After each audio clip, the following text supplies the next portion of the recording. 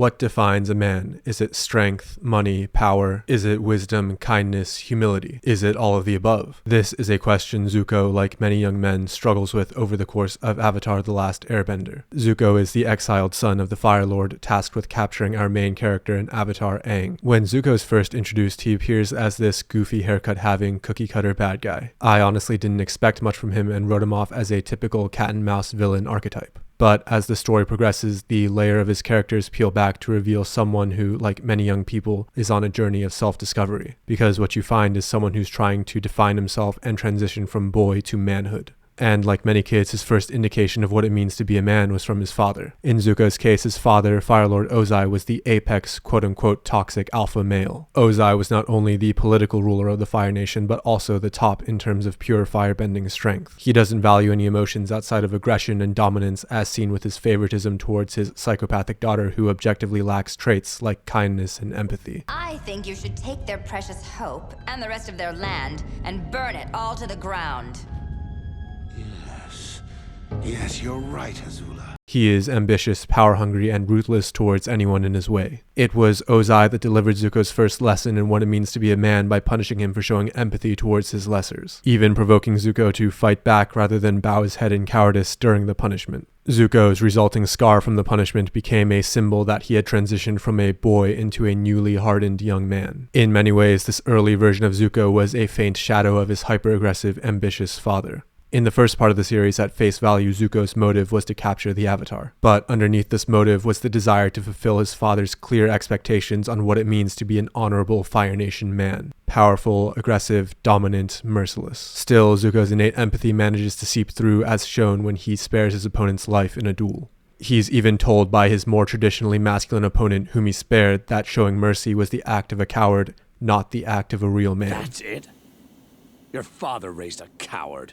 I view many hypermasculine Manosphere influencers like Andrew Tate as a modern-day equivalent to Ozai. Of course, there are differences in value, but the key similarity being they outline very black-and-white ideals on what it means to be a man. And while some of their more opinionated stances are controversial, to their credit, there's definitely some merit in their ideas. I believe that men have the sacred duty to rigorously train themselves both physically and mentally every day. I believe in acquiring wealth and abundance in order to improve my life and do good for those I care about. I believe all men have the responsibility to lead and guide those they care for to greater health, prosperity, and happiness. Going to the gym, becoming stronger emotionally, uplifting those around you are all, in my opinion, positive things to strive for. Not just for men, but for everybody. It's certainly better than the doomerism alternative of giving up on life, staying in your parents' basement, and watching Twitch all day. But there's also a sinister promise hidden in these hyper-masculine ideals that's also their main selling point. And much like a young Zuko, many young men trying to define themselves fully buy into this promise, not knowing that it's a false one.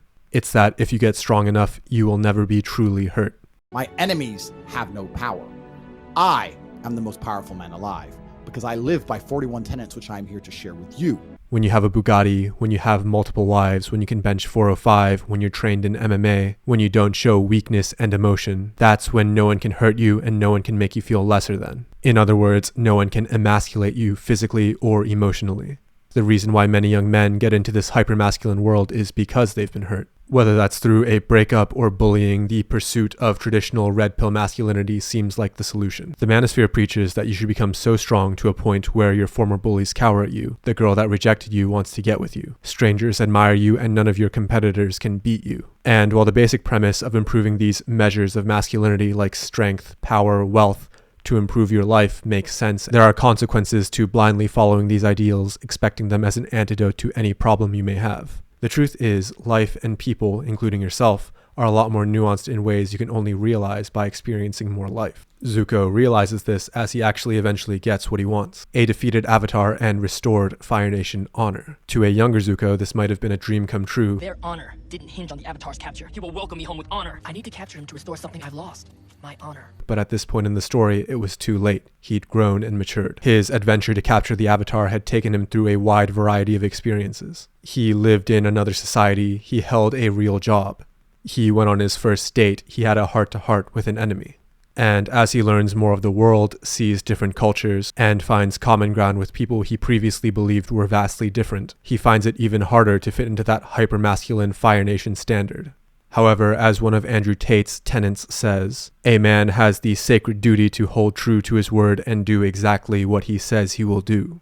Zuko makes the conflicted but pivotal decision in fighting to kill the Avatar just as he promised in the beginning of the series. But this was at the cost of betraying an uncle whom he loved and fighting an Avatar team who he had built a great deal of empathy and understanding for. While this decision gives him what he thought he wanted in Fire Nation honor, it also causes inner turmoil and eventually leads him to abandon his new life and go on the road to rediscover not only what it means to be a man, but a person he can respect. Iroh is uncle to Zuko and older brother to Fire Lord Ozai. As a mentor to Zuko throughout the whole series, Iroh presents a much more nuanced representation on not only masculinity, but a real person. Because we all have to admit people like Andrew Tate and Fire Lord Ozai are a bit cartoonish, literally. Iroh had experienced similar trials to Zuko in the past. Once at the pinnacle of strength and political power as the Fire Nation's premier general and next in line to be the Fire Lord, Iroh loses his son during a pivotal battle during the war.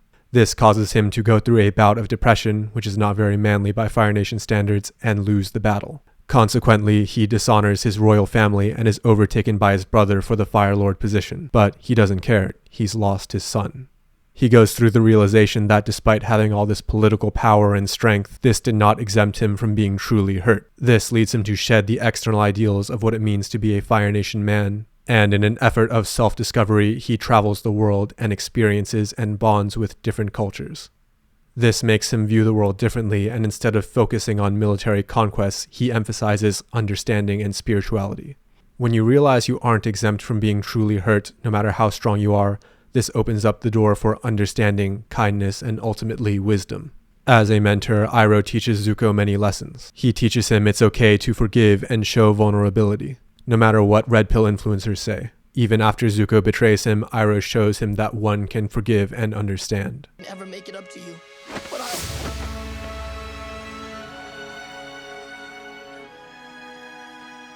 And although extremely empathetic, Iroh shows he's also not a pushover emotionally or physically.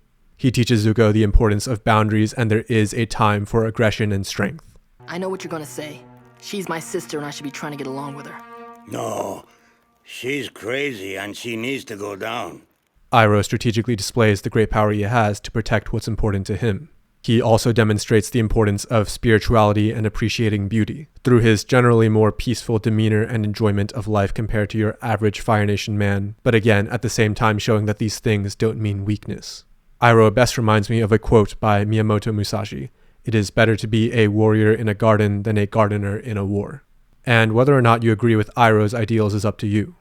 Zuko's character arc of chasing the ideal version of masculinity represented by his father, seeing more gray and nuance of the world, and having to develop his own idea of not only what it means to be a man, but a person he can respect, is something I believe everyone has to do and is a journey that's constantly evolving.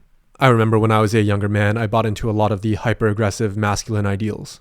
I pretended and almost wished I was a psychopath, resenting my emotions like empathy, kindness, sadness, even happiness. And while I admittedly made progress in my life, I found myself unfulfilled. The point of this video is defining who you are as a person ultimately falls on you. Make sure to keep an open mind and don't blindly follow anyone's ideals on what it means to be a man, woman, or whoever. And like Zuko, you too can be someone who's strong enough to rule the Fire Nation, but also someone that's true to themselves.